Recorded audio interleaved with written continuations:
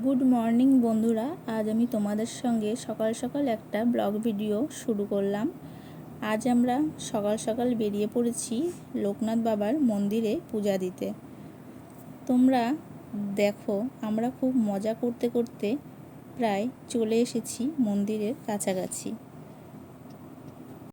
এই মন্দিরটির সামনেই রয়েছে একটা ব্রিজ ও তার পাশ দিয়ে বয়ে চলেছে চূর্ণী নদী।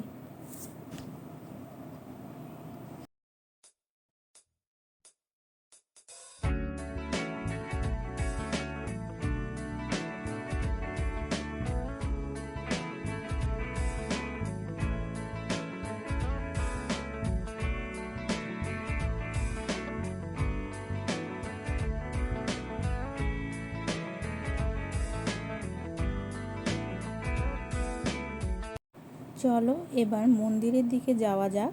মন্দিরে ঢুকেই তোমাদের ভেতরটা একটু ক্যামেরাটা ঘুরিয়ে দেখিয়ে দিলাম। আর দূরে যে মন্দিরটা দেখতে পাচ্ছ, এটাই হচ্ছে বাবা লোকনাথের মন্দির।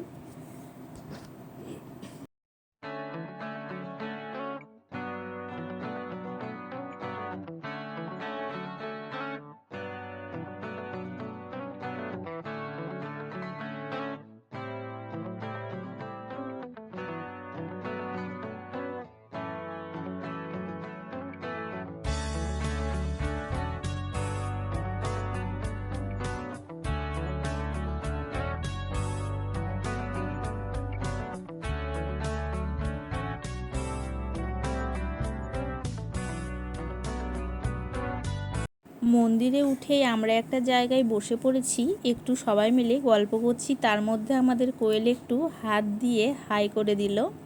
আর এই দিকে একটা দিদিভাই গন্ডি কাটতে কাটতে পূজা দিতে যাচ্ছে বাবা লোকনাথের কাছে। তারপর এখন আমরা চারিপাশটা একটু ঘোরাঘুরি করে চলে যাচ্ছি বাবা লোকনাথের দর্শন করতে। দেখতেই পারছো, এই বিশেষ একটা দিনে সবাই চলে এসেছে পূজা দিতে। আমরা সবাই জানি বাবা লোকনাথের একটি কথা, রণে বনে জলে জঙ্গলে যখনই বিপদে পড়িবে আমাকে স্মরণ করিবে, আমি তোমাদের রক্ষা করিব।